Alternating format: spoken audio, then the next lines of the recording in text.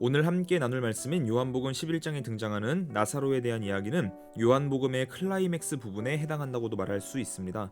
요한복음은 총 21장으로 구성되어 있는데 1장부터 10장, 12장부터 21장을 딱 10장씩 절반으로 나누는 한가운데 부분이 오늘 본문인 11장입니다.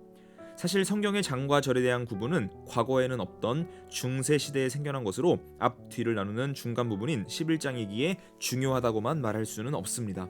요한복음 11장에 나오는 나사로에 대한 이야기가 중요한 진짜 이유는 나사로의 죽음을 통해 예수님이 맞이할 죽음을 암시하고 있기 때문입니다.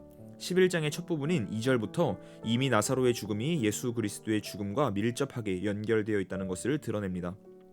이 마리아는 향유를 주께 붓고 머리털로 주의 발을 닦던 자요, 병든 나사로는 그의 오라버니더라. 미래에 일어날 일을 말하면서 부정 과거 완료형 동사인 붓고 닦더니 사용되었습니다. 이는 헬라어 용법 중 과거의 관점에서 미래를 말하는 문법으로 사용된 것입니다. 그리고 향유를 붓는 행위는 예수의 죽음을 암시하는 대표적인 상징 중 하나로 잘 알려져 있습니다. 즉 나사로의 죽음이 있기 전인 병든 나사로의 상태를 말하면서부터 이미 예수님의 죽음에 대해 11장은 암시하고 있는 것입니다. 또한 8절의 말씀을 미루어 보아 제자들이 말하되 랍비여, 방금도 유대인들이 돌로 치려 하였는데 또 그리로 가시려 하나이까? 이처럼 유대에 가면 예수님의 생명이 위협을 받을 수 있음을 알 수 있습니다.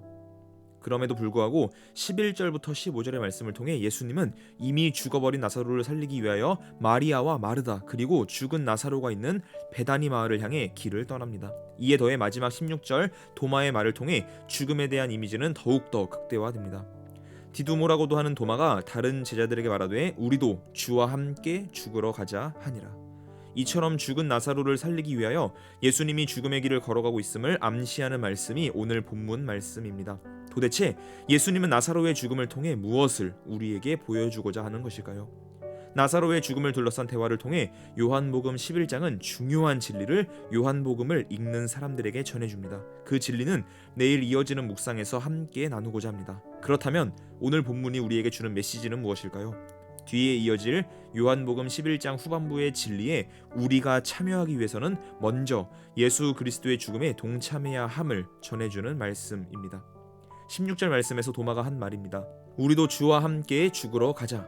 도마는 이 말의 진정한 의미를 모른 채 말했을 가능성이 큽니다. 그러나 우리는 이미 예수 그리스도의 십자가 희생과 죽음이 어떠한 결과를 우리에게 가져다 주었는지 너무나 잘 알고 있는 사람들이지 않습니까?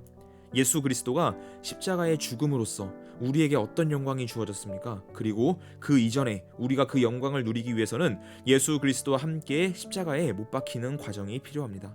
도마가 말한 것처럼 우리도 주와 함께 죽어야 합니다. 주와 함께 죽어야 주와 함께 살 수 있습니다. 그리고 그 특권과 영광을 누리는 자리에 동참할 수 있게 됩니다. 갈라디아서 2장 20절의 말씀입니다.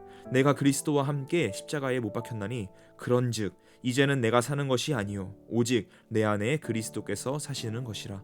이제 내가 육체 가운데 사는 것은 나를 사랑하사 나를 위하여 자기 자신을 버리신 하나님의 아들을 믿는 믿음 안에서 사는 것이라. 오늘 하루 우리도 주와 함께 죽으러 가자는 도마의 고백처럼 죄로 물든 우리의 영적 자아를 십자가에 모두 못 박고 예수 그리스도의 피를 힘입어 새롭게 거듭나는 은혜가 가득한 하루 되기를 소망합니다. 샬롬.